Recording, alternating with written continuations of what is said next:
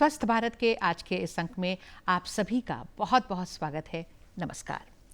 आज है 4 फरवरी और हर वर्ष आज ही के दिन यानी 4 फरवरी के दिन हम सभी विश्व कैंसर दिवस मनाते हैं।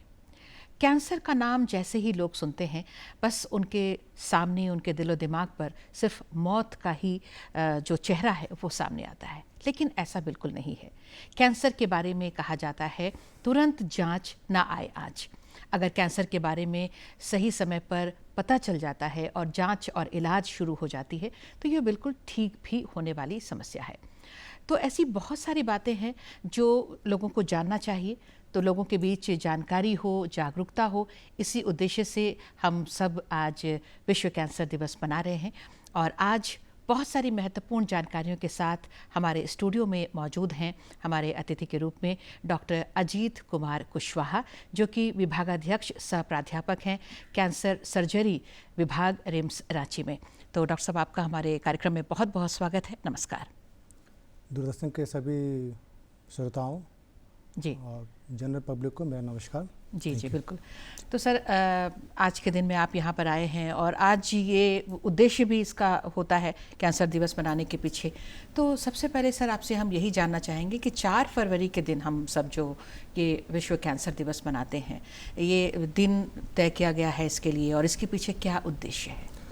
देखिए, कैंसर डे हम लोग लगभग 23 साल से मना रहे हैं। हम लोग जी लगभग 2000 में इसकी शुरुआत हुई थी।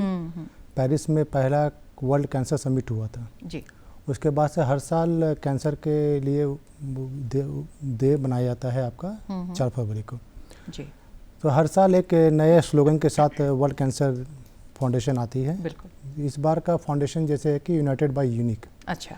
तो कैंसर का जो ट्रीटमेंट होता है, जो स्टैंडर्डाइज होता है, जो कि मतलब all over world same follow होता है। मतलब इसमें कुछ ऐसा नहीं है कि इंडिया में अलग ट्रीटमेंट फॉलो होगा, चाहे अमेरिका में अलग ट्रीटमेंट फॉलो होगा।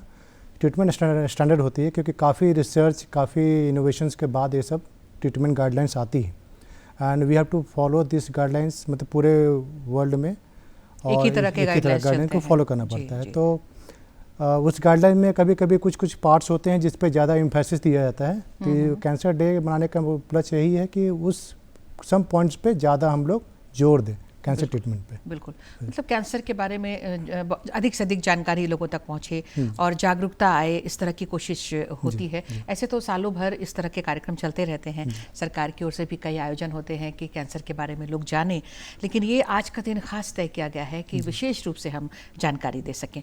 तो सर, शुरुआत करते हैं अपने सवालों के साथ आज के इस कार्यक्रम का। तो आपसे पूछना चाहूँगी मैं सबसे पहले कि ये जो कैंसर है वो क्या होता है? देखिए, कैंसर बेसिकली सेल्स, सामान्य भाषा में बात करें तो सेल्स का एबनॉर्मल प्रोलिफरेशन, मतलब असामान्य रूप से वो ज़्यादा ग्रो करता है। किसी भी शरीर का कोई भी सेल्स, कोई विभाग ऐसा हो तो उसको हम लोग कैंसर का एक रूप मानते हैं जी। तो कैंसर विभिन्न भाग को अफेक्ट कर सकता है, मुंह को, कान को, आपका डाइजेस्टिव ऑर्गन्स को, मतलब शरीर के किसी भी अंग को अफेक्ट कर सकता है। और इसके बहुत सारे कारण भी हैं। वो सबको हम लोग मतलब कि सबको कारण को पहचानना, जानना और उसके ट्रीटमेंट करना, ये हम लोग की आवश्यकता होती है। बिल्कुल। तो ये बहुत बड़ी आवश्यकता है कि हम उसको पहचानें। जैसे कैंसर के बारे में अक्सर लोग मतलब बहुत ही गंभीर हो जाते हैं कैंसर का नाम सुनते ही, क्योंकि कैंसर जब भी होता है लोग लेट से पहुंचते हैं, देर से पहुंचते हैं और फिर परिणाम जो है वो सही नहीं होता है, लोगों के बीच में गंभीर परिणाम सामने आते हैं। तो इसके लिए जो अगर हम लक्षणों की बात करें, पहचान, चूँकि आपने कहा कि शरीर के किसी भी हिस्से में कैंसर के लक्षण हो सकते हैं, किसी भी अंग का कैंसर हो सकता है। तो लक्षणों की बात अगर हम करते हैं तो लक्षण भी अलग अलग अंगों के आधार पर अलग अलग होते होंगे। तो अगर कॉमन लक्षणों की हम बात करें तो कैसे पकड़ में आए, क्योंकि जल्दी पहचानना भी बहुत ज़रूरी है। देखिए, मैं अपने राज्य के उपलक्ष्य में इस पर बात करना चाहूँगा कि हमारे राज्य में जैसे हमारे पास डाटा है, उसमें आपका मुंह के कैंसर, मुंह के गले के कैंसर, महिलाओं में स्तन के कैंसर और बच्चेदानी के मुंह के कैंसर, ये बहुत कॉमन है, बहुत ज़्यादा है, बहुत कॉमन है। तो कुछ पार्ट्स ऐसे हैं जैसे बॉडी, अब जैसे मुंह का कोई घाव है, कोई भी इस तरह, तो ये चीज़ ऑब्वियस है, विजिबल है। मतलब सब लोग अप्रिशिएट कर सकते हैं, कॉमन पब्लिक भी समझ सकता है कि मेरे मुंह में अंदर कोई घाव है जो कि ठीक नहीं हो रहा बहुत समय से। स्पेशली जब उनका तंबाकू खाने का हिस्ट्री पहले से रहा है। अच्छा। तो ऐसे कंडीशन में उनको तो मतलब लेट डायग्नोसिस फिर नहीं हो, जल्दी आएंगे तो जल्दी आपको डायग्नोसिस होगा।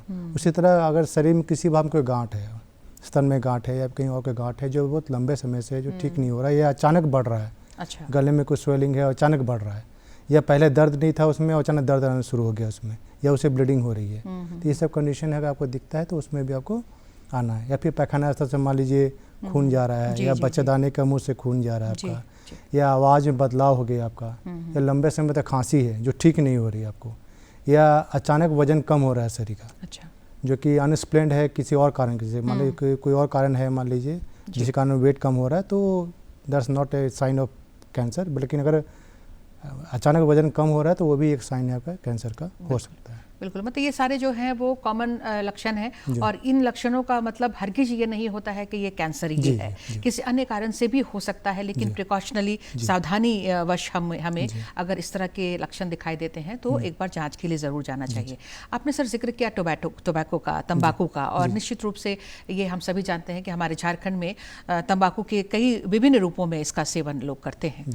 तो ये जो एक वन ऑफ द रीज़न हो गया ये तंबाकू का सेवन, और भी कुछ रीजंस हैं, कुछ इम्पॉर्टेंट कारण हैं जिनके चलते कैंसर हो सकते हैं। जैसे आपने अभी बताया कि महिलाओं में अलग कैंसर हैं, पुरुषों में भी कई अलग अलग कैंसर हैं। जी देखिए, तंबाकू के अलावा देखे जाए तो दूसरा प्रमुख कारण आपका है हार्मोनल फैक्टर्स, हार्मोनल और रिप्रोडक्टिव फैक्टर्स बोलते हैं इसमें, खासकर ये ब्रेस्ट कैंसर में, बच्चादानी के कैंसर में ये सब चीज़ प्रमुख कारण होता है। मोटापा हुआ, फिर आपका dietary factors, inactivity, physical inactivity हुआ, मतलब काम ना करना, शिथिल ज़्यादा बैठे रहना आपका, या फिर अत्यधिक आपका भोजन में मान लीजिए स्मोक्ड फूड है या प्रोसेस्ड फूड ज़्यादा खाते हैं आप, वेजिटेबल्स फ्रूट्स का इंटेक कम है आपका, तो ये सब भी एक कारण होता है।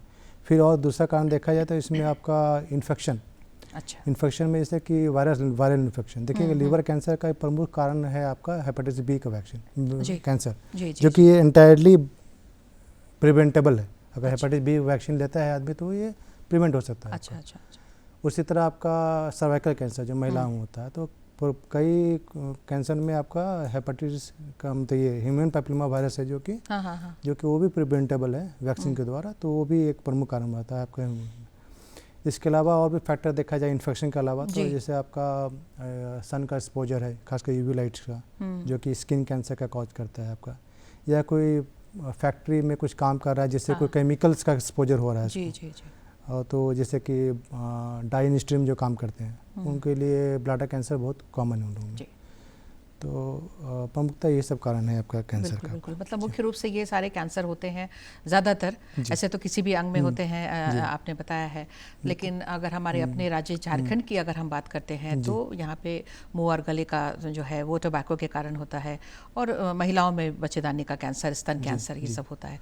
पुरुषों में मुंह का कैंसर सबसे ज़्यादा कॉमन है झारखंड में, हमारे पास जो डाटा है उसके हिसाब से, और महिलाओं में स्तन का कैंसर सबसे ज़्यादा कॉमन है, और बच्चादानी कैंसर। बिल्कुल, तो अलग अलग हम कैंसर्स पर आते हैं अब सर, जैसे कि अभी मुंह और गले के कैंसर पर हम आते हैं, तो इसके जो लक्षण हैं आपने बताया है कि घाव है, ठीक नहीं हो रहा है, और भी कुछ लक्षण हैं, और लोग फिर अगर इस तरह के लक्षण देखते हैं तो फिर कहाँ जाएँ और किस तरह से फिर जाँच इसकी होती है, क्या होता है इसके पीछे, और डर जो होता है उसको एक दूर करने का प्रयास आज हम जरूर करेंगे अपने कार्यक्रम के माध्यम से। देखिए, अगर आपके हिस्ट्री में तंबाकू का सेवन का है कि आप तंबाकू का सेवन करते हैं किसी फॉर्म हो, चाहे वो स्मोक हो चाहे स्मोकलेस होता है, दो प्रकार के तंबाकू होते हैं। एक स्मोक्ड होता है जिसमें कि हम टोबैको जैसे सिगरेट के फॉर्म में या फिर सिगार के फॉर्म यूज करते हैं। एक स्मोकलेस फॉर्म ऑफ टोबैको होता है जो कि पान, गुटखा, खैनी के सब फॉर्म में कंज्यूम करते हैं हम लोग। अगर दोनों में हिस्ट्री है आपके पास, तो अगर मुंह में कोई छाला हो गया है या अल्सर हो गया है या दांत में दर्द है जो काफ़ी लंबे समय से ठीक नहीं हो रहा है, दांत में भी दर्द हो रहा है, या फिर गले में कोई गांठ आ गई है आपका, या फिर आवाज़ में कोई बदलाव है, तो ये कैंसर के लक्षण हो सकते हैं। जी, ये जो गांठ होते हैं इसमें दर्द वगैरह या ऐसा कुछ समझ में आता है, क्योंकि गांठ तो कई कारण से होते हैं बॉडी पर। जी, देखिए कैंसर का जो गांठ होता है मुँह में पहले ना वो पेनलेस होता है, वो पेनफुल नहीं होता है। तो बाद में अगर उसमें अचानक ग्रोथ हो जाए, बहुत तेज़ी से ग्रोथ करने लगे, तो वो पेनफुल हो सकता है। जी बिल्कुल। तो इस तरह के लक्षण अगर दिखाई देते हैं तो फ़ौरन जांच के लिए जाना चाहिए। तो इसकी जांच की क्या प्रोसेस है, क्या किस तरह से जांच होती है इसकी? देखिए, कैंसर का जांच करने के लिए पहला तो है जो आपके जो डॉक्टर है, कंसल्टेंट डॉक्टर हैं, पहले वो आपको शरीर को देखेंगे, एग्जामिन करेंगे, उस घाव को देखेंगे कैसा घाव है। कुछ लक्षण होते हैं जो कि ज़्यादातर कैंसर के घाव में होते हैं। अच्छा। या गांठ में, कैंसर के गांठ में ज़्यादा उसे लक्षण होते हैं। तो सामान्य परीक्षण के बाद फिर कुछ जाँच दिखेंगे। जांच में कुछ आपका रेडियोलॉजिकल इन्वेस्टिगेशन होती है, मतलब कुछ अल्ट्रासाउंड हुआ, एक्सरे हुआ, CT MRI हुआ, और उसके बाद उसको कंफर्म करने के लिए हम लोग बायोप्सी करते हैं हम लोग। तो बायोप्सी में भी कोई भी कैंसर कंफर्म होता है। बायोप्सी में ये ज़रूरी नहीं है कि कैंसर निकलना ही है? नहीं, ये ज़रूरी नहीं है, क्योंकि अक्सर जो बायोप्सी टेस्ट आप लिखते हैं पेशेंट को, तो आप तो एज अ डॉक्टर भी देखते होंगे कि जैसे ही बायोप्सी का नाम आता है लोग बिल्कुल भयभीत हो जाते हैं और उसी समय से बिल्कुल डर जाते हैं कैंसर के नाम से। देखिए, बायोप्सी एक बहुत इंपॉर्टेंट स्टेप है डायग्नोसिस के लिए और फर्दर प्लानिंग के लिए। इसे डरने की एकदम आवश्यकता नहीं है, क्योंकि अगर आप बायोप्सी कराएंगे तो एक तो डायग्नोसिस होगी नहीं, और डायग्नोसिस के अलावा वो हमको हेल्प करता है कि कैंसर कितना एग्रेसिव है, बायोप्सी उसमें भी हेल्प करता है। तो हम लोग एज ए क्लिनिशियन बता पाएंगे कि कैंसर एग्रेसिव ज़्यादा है कि आपका स्लो ग्रोइंग है, आपके पास कितना टाइम है इसमें ट्रीटमेंट लेने के लिए आपको, या फिर आप जल्दी आके ट्रीटमेंट करा रही है। तो बायोप्सी के कई फ़ायदे हैं, नुकसान बहुत कम है। नुकसान सामान्यतः हल्का ब्लीडिंग हो सकता है उसमें, और हल्का पेन हो सकता है, जो कि सामान्य मेडिकेशन से सॉल्व हो जाता है। तो उतना घबराने की बात नहीं है बायोप्सी। बिल्कुल। तो ये जो आपने एग्रेसिव शब्द का यूज़ किया है, या फिर क्या स्थिति है, तो ये मतलब धीरे धीरे तो हम लोग भी सभी जानकार हो गए हैं, जागरूक हो गए हैं, जानते हैं कि कैंसर के अलग अलग स्टेजेस होते हैं। तो मतलब कि क्या अर्ली स्टेज में इसका पता लग जाता है, चल पाता है, अगर मुंह और गले के कैंसर की बात करें? देखिए, मुंह, जैसे मैं शुरुआत में कहा, मुंह का कैंसर तो इजीली पकड़ में आ जाता है, कोई भी सामान्य आदमी मतलब फर्स्ट स्टेज में भी समझ में आ जाती है बात। लेकिन हमारा ये बोलिए विडम्बना है कि हम लोग सब स्टेज 4 कैंसर ही देखते हैं। सामान्यतः झारखंड में खासकर मैंने देखा है कि ऑलमोस्ट 60% केसेज जो मुंह के कैंसर को आते हैं स्टेज 4 में आते हैं। हाँ, महिलाएं जो स्तन कैंसर लेकर आते हैं, जो भी ऑब्वियस फीचर साइंस देता है, आपका गांठ हो रहा है बहुत लंबे से, तो महिलाओं में मैंने देखा है कि जागरूकता भी आई है, खासकर शहर की महिलाएं जो भी हैं, उन लोग स्टेज 2, 1 में भी आ रही हैं। हाँ, गांव की महिलाएं जो सुदूर इलाके से आती हैं, उन लोग थोड़ा लेट से आती हैं। मतलब जल्दी ये मतलब कैंसर जो दिवस हम लोग मनाते हैं, विश्व कैंसर दिवस, सबसे ज़्यादा यही इसी बात पर हम जोर देते हैं कि तुरंत जांच ना या और अलग थीम के बारे में भी हमने चर्चा की है। इस थीम का भी क्या, इसके पीछे क्या उद्देश्य है, ये भी हम लोगों को बताना चाहेंगे सर विशेष रूप से। देखिए, इस बार का जो थीम हमारा है united by unique, world cancer day का ये थीम है। इसमें फोकस दिया गया है कि हम लोग केवल कैंसर को ना देखें, वो जो मरीज है उसको जो देखे ज़्यादा। मतलब केवल डिजीज, कोई मरीज आया जो मुंह के कैंसर का है, तो हमारे लिए समानता है कि मुंह के कैंसर उसका ये स्टेज है, ये इलाज इसमें होगा। लेकिन उस मरीज जो कि एक समाज का आपका हिस्सा है, उसके अपने परिवार हैं, उसके बच्चे होंगे, फिर आपके उससे कई लोग डिपेंडेंट होंगे। खासकर मुंह के कैंसर में तो आप बोलिए यंग लोग को होता है, यंग पॉपुलेशन को होता है, तो उस पर बहुत सारे लोग डिपेंडेंट हैं, उससे समाज चल रहा है उनका। तो हम लोग केवल उनका कैंसर की ट्रीटमेंट ना करें, उस कैंसर के कारण उनको जो सोशल प्रॉब्लम हो रही है, इकोनॉमिक प्रॉब्लम हो रही है, उसको लिए भी हम लोग फोकस करें। तो इसके लिए सामान्य जो संस्थाएं हैं और भी सोशल ऑर्गेनाइजेशन है, गवर्नमेंट है, वो उनको भी इसके लिए केयर के लिए आगे बढ़ना है। इसका थीम यही है कि सबका कैंसर का पर्सनलाइज केयर हो। हर आदमी की ज़रूरतें अलग होती है।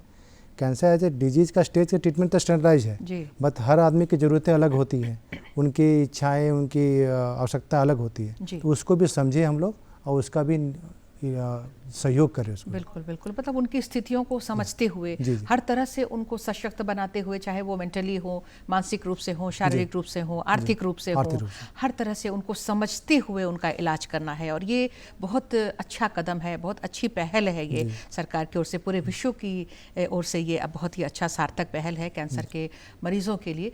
तो हम बात कर रहे थे कि जैसे अर्ली पहुँचें, जल्दी पहुँचें, और जो आजकल ये विडंबना है, आपने कहा कि नहीं पहुँचते हैं, तो हम बार बार यही आग्रह करेंगे जाएंगे कि बस जैसे ही इस तरह के लक्षण देखते हैं, ये ज़रूरी बिल्कुल नहीं है कि ये कैंसर के ही होंगे, लेकिन एक बार हम जांच करा लेते हैं तो इसमें कोई हर्ज नहीं है। हो सकता है अगर हो तो पहले पता चल जाए और जांच शुरू हो जाए, इलाज शुरू हो जाए।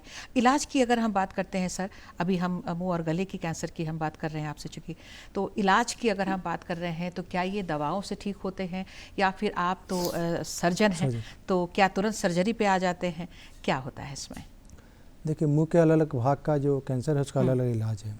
जैसे मान लीजिए कि आपके होंठ के, जीभ के, ये सब का, या मसूड़ा का कैंसर है, ये सब समानता ऑपरेशन इसमें पहला स्टेप होता है। क्योंकि ऑपरेशन से ये लोग ठीक हो जाते हैं इसमें। फिर मान लीजिए आपका गले का कैंसर है तो कुछ भाग में रेडिएशन, मतलब कि सेकाई से ठीक होता है। अच्छा। ये कैंसर ट्रीटमेंट जो मुंह का कैंसर, गले कैंसर होता है, उसमें प्रमुख हम लोग का ये एम होता है कि हम लोग मरीज को मिनिमम कोमोबिलिटी दें। कोमोबिलिटी मतलब कि हम लोग इलाज का भी एक दुष्प्रभाव होता है।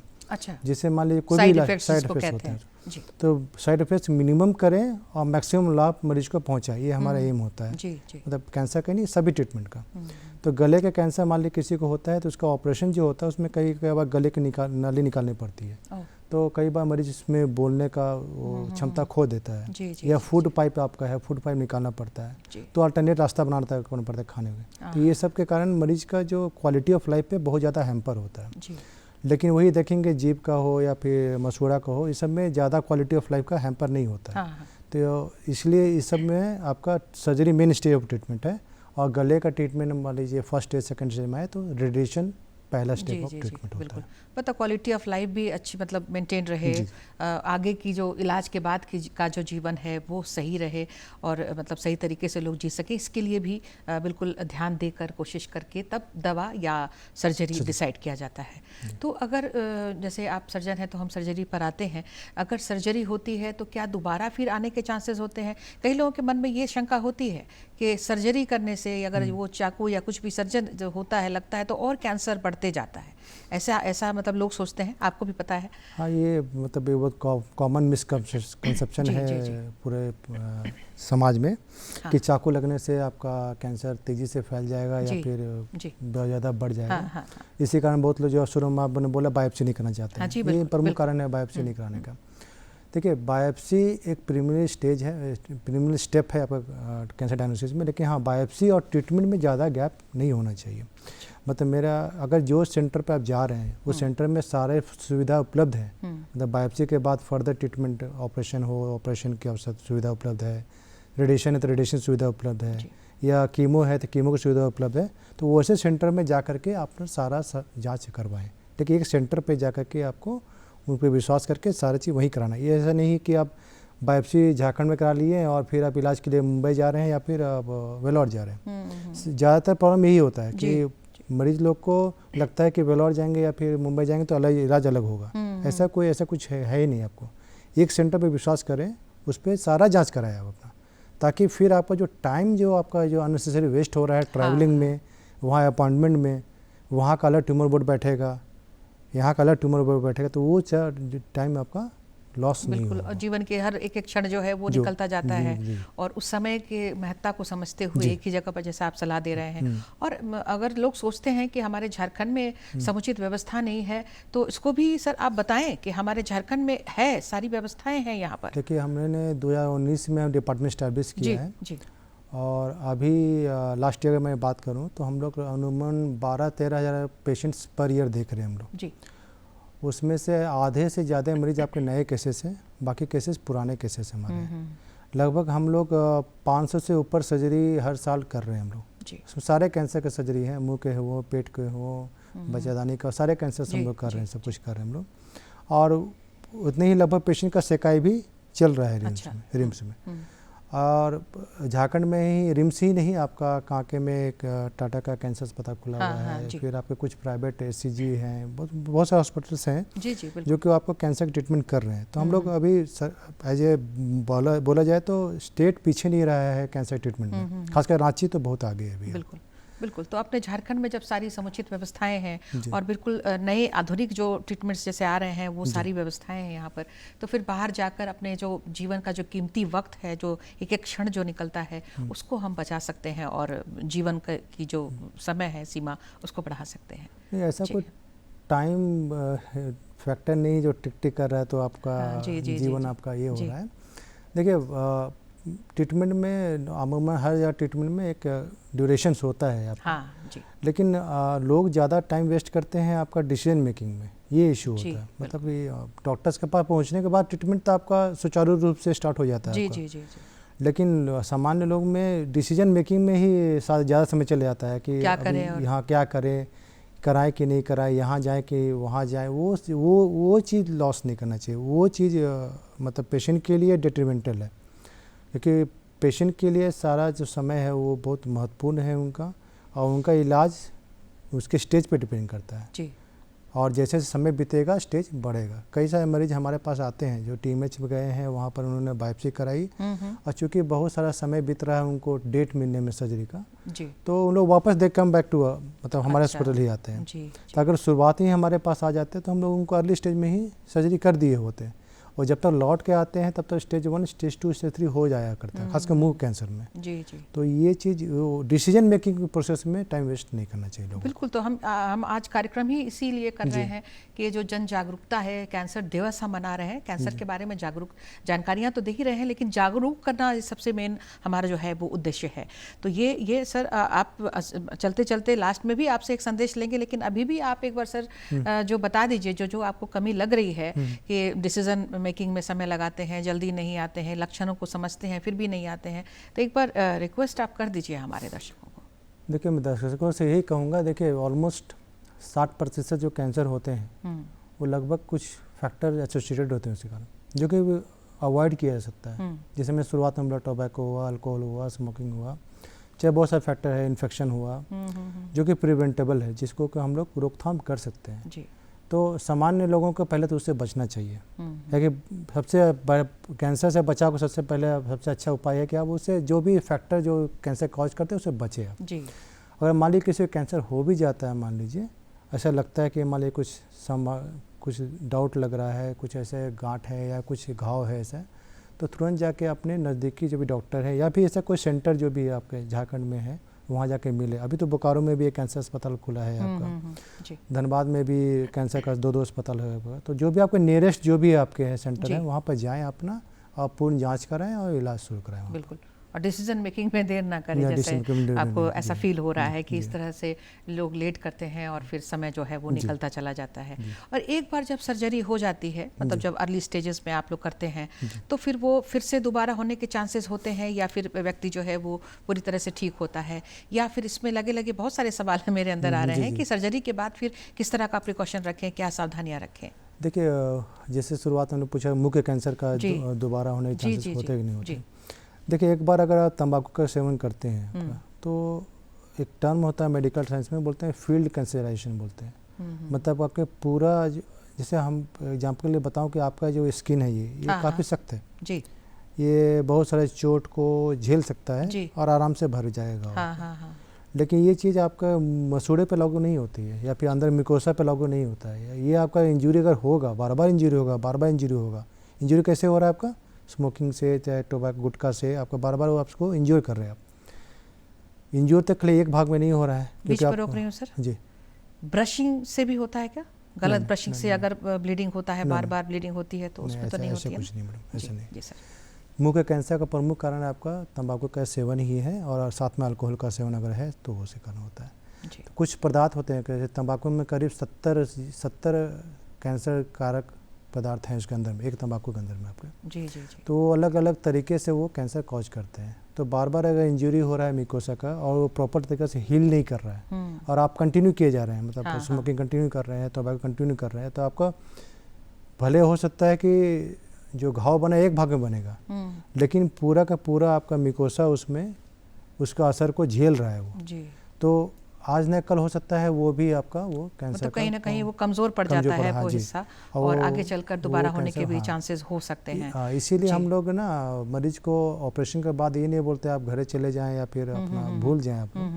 हम लोग पर्टिकुलर फॉलोअप है, स्टैंडर्ड फॉलोअप है जी, जो कि आपको हर मरीज को फॉलो करना पड़ता है। जैसे कि साल में हर फर्स्ट ईयर में ऑपरेशन सेकाई के बाद हर 2-2 महीना पे हम लोग बुलाते हैं मरीज को। मतलब लगातार संपर्क में रहना पड़ेगा। हाँ। और अपनी जो जिन आदतों के कारण ये इस तरह की समस्या होती है उसको बिल्कुल छोड़ना होगा। अगर महिलाओं की बात करते हैं तो आपने कहा कि स्तन कैंसर ज़्यादा है शहरी इलाकों में, और फिर गर्भ ये बच्चेदानी का जो कैंसर है वो होता है। स्तन कैंसर में आपने हेरिडिटरी भी बताया, आनुवंशिक भी होता है, तो क्या इसको रोका भी जा सकता है या इसके पीछे भी तंबाकू का हाथ होता है क्या? देखिए स्मोकिंग का कुछ रोल तो मतलब इतना ज़्यादा डिफाइंड रोल नहीं है, but it can be a positive factor. Breast cancer में ज़्यादातर जो रिस्क फैक्टर होते हैं वो mainly related to hormonal factors होते हैं और रिप्रोडक्टिव फैक्टर्स होते हैं जो कि प्रिवेंटेबल है आपका। ब्रेस्ट कैंसर को हम लोग एस्ट्रोजन हार्मोन जो होता है उससे रिलेटेड कैंसर गिनते हैं इनको। तो खासकर इसमें जैसे कि बच्चा लेट से होना, या फिर आपका या फिर आपका दूध जो बच्चा को नहीं पिलाना हुआ, या फिर शुरुआती एज में ही मेनार्की मतलब अर्ली मेंस्ट्रुएशन स्टार्ट हो जाना, या फिर मेनोपॉज होने के बाद मतलब माहवारी बंद होने के बाद आपका वेट बढ़ रहा है आपका, या फिर कुछ हार्मोनल कंट्रासेप्टिव पिल्स ले रहे हैं आपको। तो ये सब फैक्टर ज़्यादा कॉमन है, बशर्ते कि आपका जेनेटिक फैक्टर बहुत ज़्यादा कॉमन नहीं है। जैसे कि मैंने अपने एक्सपीरियंस में यहाँ पर जितना भी केसेस देखा हूँ मुझे, तो अगर 100 पेशेंट में देखता हूँ ब्रेस्ट कैंसर के, तो आई थिंक 10 में से ज़्यादा जेनेटिक फैक्टर्स नहीं मिलेंगे। बिल्कुल। और ये है, आपने शुरुआत में ही बताया कि स्तन कैंसर जो है अगर जल्दी आ जाते हैं, अर्ली स्टेज में आ भी रही हैं महिलाएं, जागरूक हो रही हैं महिलाएं, तो वो बिल्कुल ठीक भी हो जाते हैं, सर्जरी भी हो जाती है। और बच्चेदानी के मुख के कैंसर की बात है तो इसमें भी लक्षणों को पहचान कर अगर जल्दी हम आ जाते हैं तो ये बिल्कुल महिलाओं में जो समस्या है वो ठीक हो जाती है। और इसका तो टीका भी आ गया है कैंसर के लिए, और टीके की उम्मीद हम करें। चलते चलते सर 1 मिनट का समय है, कुछ और इम्पोर्टेंट बात हो तो बताते चलिए। देखिए कैंसर का वैक्सीन 2 तरीका से होता है। वैक्सीन एक होता है जो कि आपका प्रिवेंट करता है, जो कि अमूमन बच्चों को वैक्सीन देते हैं हम लोग, जो पोलियो का, डीपीटी का, वो कैंसर प्रिवेंट करता है, मतलब बीमारी प्रिवेंट करता है। उसी तरह कैंसर में आपका जैसे कि हेपेटाइटिस बी का वैक्सीन हुआ, चाहे ह्यूमन पैपिलोमा वायरस का वैक्सीन जो अभी अवेलेबल है मार्केट के लिए, और मैं कोशिश भी कर रहा हूँ कि रिम्स में ये उपलब्ध हो जाए लोगों को, आम लोगों के लिए निःशुल्क हो जाए, तो कोशिश कर रहा हूँ उसके लिए।